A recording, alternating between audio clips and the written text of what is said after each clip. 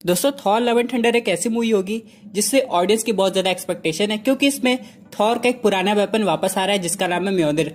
हालांकि म्योनिर को हम लोग ने एवेंजर्स एंड गेम में देखा था, लेकिन फिर कैप्टन अमेरिका की वजह से वो वापस अपनी टाइमलाइन में चला गया था, क्योंकि इन्फिनिटी स्टोन्स के साथ साथ उसको भी अपनी टाइमलाइन पर रखना बेहद जरूरी हो गया था।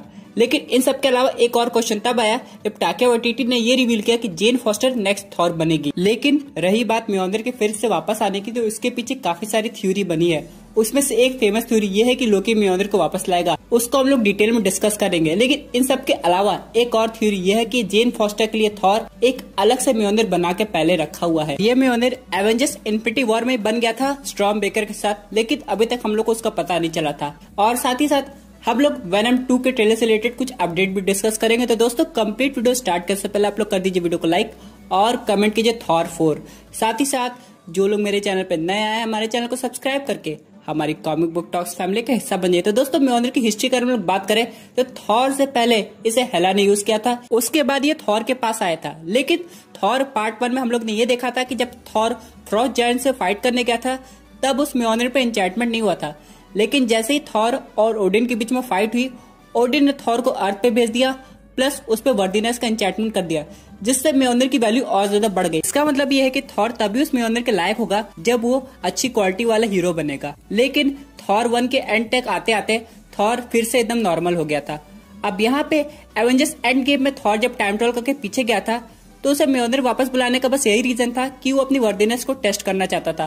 वो स्टॉर्म ब्रेकर से भी थैनोस से आराम से फाइट कर सकता था, पर वो एक आखिरी बार अपने पुराने वेपन को यूज करना चाहता था। लेकिन अगर हम लोग कॉमिक बुक की बात करें तो जेन फॉस्टर जब म्योनिर के लिए वर्दी हुई थी उस समय उसको कैंसर हो गया था। और यहाँ पे अगर हम लोग मार्वल सिनेमैटिक यूनिवर्स की बात करें तो हो सकता है ये रियलिटी स्टोन की वजह से हो।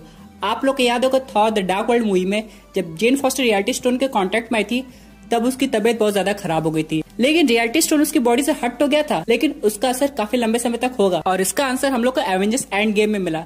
जिस वक्त ब्रूस बैनर स्नैप करने वाला था प्रोफेसर हल्क के रूप में, उसने ये बताया कि इन्फिनिटी स्टोन से गामा रेडिएशन निकलती है और इसी वजह से जेन फॉस्टर को कैंसर हो गया होगा। लेकिन थॉर उसको बचाना चाहता है, इसलिए वो कुछ ऐसा एन्चेंटमेंट करेगा जिससे जेन फॉस्टर वर्दी हो जाए, प्लस उसकी बीमारी भी ठीक हो जाए। इसके लिए उसे एक बार फिर से निडावेयर जाना पड़ेगा, जहां उसकी मुलाकात इतनी से होगी। आप लोग को याद होगा एवेंजर्स इन्फिनिटी वॉर में जब स्टॉर्म ब्रेकर बनाया जा रहा था और जब उसे बनाने के लिए ऊरू मेटल पिघल रहा था तो वो एक साथ 2 जगह गिर रहा था। पहला तो हम लोग को समझ में आता है कि वो जगह स्टॉर्म ब्रेकर के लिए थी, लेकिन दूसरा एरिया अननोन था। और हम लोग को ये भी नहीं दिखाया कि जब ग्रूट हैंडल बना लेता है तो थॉर वहां से कैसे जाता है। यानी कि इट्री को पता था कि अगर थॉर स्टॉर्म ब्रेकर की यूज डायरेक्टली इन्फिनिटी स्टोन्स पे करेगा तो हो सकता है वो डिस्ट्रॉय हो जाए, क्योंकि इन्फिनिटी स्टोन बहुत ज्यादा पावरफुल है। लेकिन किसी तरह स्टॉर्म ब्रेकर अभी भी चल रहा है। लेकिन इनकेस अगर उसे कुछ हो जाता तो थॉर को म्योनिर नंबर 2 की जरूरत पड़ती, इसलिए इत्री ने ये सब पहले से प्लान किया था। इत्री ने थॉर को ये बताया भी होगा कि तुम्हारे लिए म्योनिर रखा हुआ है, अगर तुम्हें कभी आगे जरूरत पड़े तो आ जाना। लेकिन फिर यहाँ पे फिर से वही क्वेश्चन रहता है, तब थॉर इत्री के पास चला जाता है एवेंजर्स एंड गेम में, वो वापस वर्दीनेस वाले म्योनिर के पास क्यों गया? तो उसका जवाब सिंपल सा ये है कि थॉर वर्दीनेस को टेस्ट करने के लिए पुराने म्योनिर के पास ही जाएगा। नए म्योनिर में कोई भी वर्दीनेस का एन्चेंटमेंट हुआ नहीं है, इसलिए अभी यूज करने को उसे कोई फायदा नहीं मिला है। हाँ, लेकिन अगर हम लोग बात करें थॉर लव एंड थंडर के डिलीटेड सीन की, तो उसमें ये दिखाया गया था कि जब ओडिन आए थे तो उन्होंने अपनी ओडिन फोर्स थॉर को दे दी थी यूज करने के लिए, जिसके बाद हेला ने ओडिन को मार दिया था। लेकिन इन सब के बावजूद थॉर के पास ओडिन फोर्स थी, लेकिन थॉर उस समय काफी ज्यादा दुखी था, इसलिए हो सकता है अपनी वर्दीनेस का एन्चेंटमेंट ना कर पाए उस म्योनिर पे। लेकिन अगर हम लोग बात करें अभी थॉर 4 की, तो सीन कुछ और है। यहाँ पे अगर थॉर जेन फॉस्टर को ठीक करना चाहता है तो उस म्योनिर पे कुछ ऐसा एन्चेंटमेंट कर देगा और बोलेगा कि जो भी इस म्योनिर को उठाएगा, अगर वो थॉर से प्यार करता होगा तो वो वर्दी हो जाएगा। और जेन फॉस्टर थॉर से प्यार करती है, तो जैसे वो म्योनिर को टच करेगी वो वर्दी तो हो जाएगी, उसका कैंसर भी ठीक हो जाएगा। लेकिन यहाँ पे एक पॉइंट आता है, जैसे जेन फॉस्टर म्योनिर से हट जाती है, यानी उसके कॉन्ट्रैक्ट से चली जाती है, तो उसका जो डिजीज है वो वापस उसके ऊपर हावी हो जाता है। इसलिए थॉर लव एंड थंडर में ये देखना पड़ेगा कि हम लोग को फीमेल थॉर आगे की मूवीज में दिखाई देती है या फिर उसका एंड इस मूवी में हो जाएगा। और अगर हम लोग बात करें लोकी की थ्योरी की, तो वो म्योनिर वापस नहीं ला सकता, क्योंकि जब भी लोकी जाएगा म्योनिर वापस लाने तो उस पर ओडिन का एन्चेंटमेंट हुआ होगा। और दोस्तों अगर लोकी अपना थोड़ा सा दिमाग लगाएगा तो थोड़ा टाइम के पीछे चला जाएगा और उस समय वैसा म्योनिर होगा जिसपे कोई एन्चेंटमेंट नहीं होगी। लेकिन उस म्योनिर का कोई फायदा नहीं होगा, क्योंकि उससे जेन फॉस्टर वर्दी नहीं हो सकती है। अगर हम लोग तीसरे केस की बात करें तो वो टेक्निकली इम्पॉसिबल है, क्योंकि अगर ऐसा कुछ होता तो थॉर रैग्नारॉक मूवी में दिखा दिया गया होता। क्योंकि था म्योनिर का ठीक होना वो भी डॉक्टर स्ट्रेंज के थ्रू, टाइम स्टोन की मदद से। लेकिन अभी प्रेजेंट सिनेरियो में डॉक्टर स्ट्रेंज तो है, लेकिन उनके पास टाइम स्टोन नहीं है। हाँ, लेकिन वो एक ऐसा मैजिकल स्पेल जानते होंगे जिससे टाइम को रिवर्स किया जाए बिना इन्फिनिटी स्टोन के। अगर ऐसा कुछ पॉसिबल है तो डॉक्टर स्ट्रेंज उसी जगह जाएंगे जहाँ पे हेला ने थॉर का म्योनिर डिस्ट्रॉय किया था, फिर इसको वापस बनाकर थॉर को दे सकते हैं। लेकिन ये सब वो तभी करेंगे जब थॉर उनसे रिक्वेस्ट करेगा। यानी कि अगर ऐसा पॉसिबिलिटी होती है तो डॉक्टर स्ट्रेंज का अपीयर फिर से थॉर 4 मूवी में हम लोग को दिखाई दे सकता है। इस सब के अलावा अगर हम लोग बात करें बेटा रेबिल की, भले ही स्टार्टिंग में कॉमिक बुक में उसने थॉर का म्योनिर उठा के अपने आप को वर्दी प्रूव किया था, लेकिन जब उसमें और थॉर में फाइट हुई थी तो थॉर से ऑलमोस्ट जीत गया था। इसलिए ओडिन ने उसे म्योनिर की जगह स्टॉर्म ब्रेकर गिफ्ट कर दिया था। लेकिन सिनेमैटिक यूनिवर्स के अंदर हम लोग बात करें, इस वक्त स्टॉर्म ब्रेकर थॉर के पास होगा और म्योनिर जेन फॉस्टर के पास होगा। तो बेटा रेबिल को कौन सा वेपन मिलेगा? और यहाँ पे टाका वाइटिटी ने ऑलरेडी रिवील किया है कि उनको इस कैरेक्टर को इंक्लूड करने के लिए स्क्रिप्ट में थोड़े चेंजेस करने पड़ेंगे।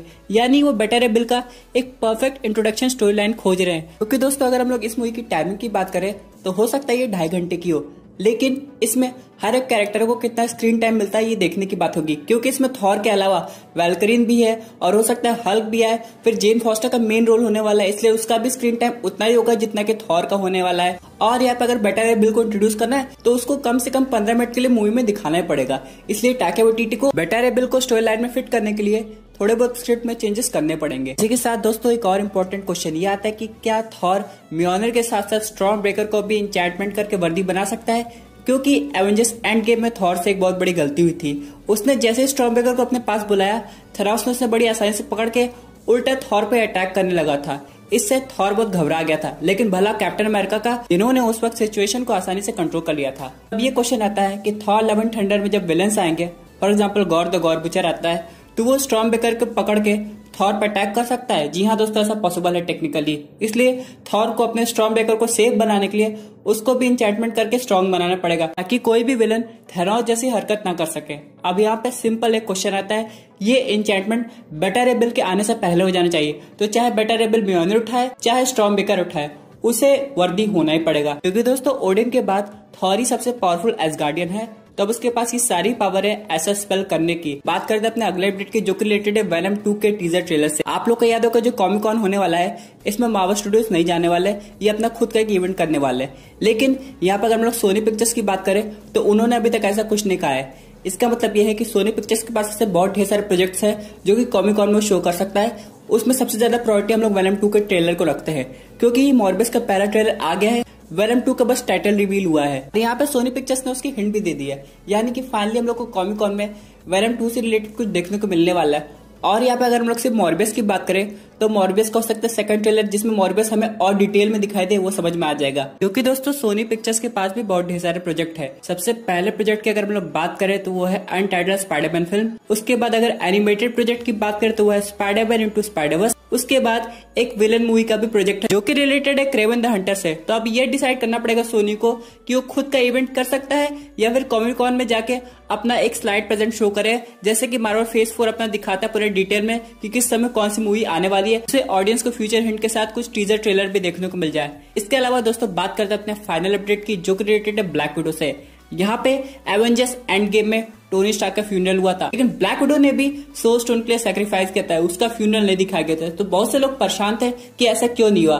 तो ये सवाल डायरेक्ट स्कारलेट जॉनसन से पूछा गया, तो ये बोली कि ब्लैक विडो बहुत प्राइवेट पर्सन थी और वो इस टाइप का फ्यूनरल नहीं चाहती थी, वो शांति से जाना चाहती थी। लेकिन यहाँ पे हम लोग को उसका एक अलग फ्यूनरल देखने को मिल सकता है ब्लैक विडो मूवी में। भले ही एक तरह से प्रीक्वल मूवी हो तो क्या फर्क पड़ता है, हो सकता है पोस्ट क्रेडिट सीन में ऐसा कुछ दिखाया जाए जहाँ पे ब्लैक विडो की सिस्टर उसको फ्यूनरल दे रही हो। क्योंकि दोस्तों ये चीज बहुत जरूरी हो जाती है। अगर ब्लैक विडो जा रही है तो उसका भी एक अच्छा खासा फेयरवेल दिखाना चाहिए, जहाँ पे हॉकाई भी रहे, कुछ बाकी एवेंजर्स भी रहे, अगर वो एक्चुअली में अर्थ पे एग्जिस्ट करते हो। फॉर एग्जाम्पल अगर ऐसा पोस्ट क्रेडिट सीन आता है तो हम लोग को हॉकाई के साथ प्रोफेसर हल्क भी देखने को मिल सकता है और उन सब के साथ old Steve Rogers captain America भी देखने को मिल सकते हैं।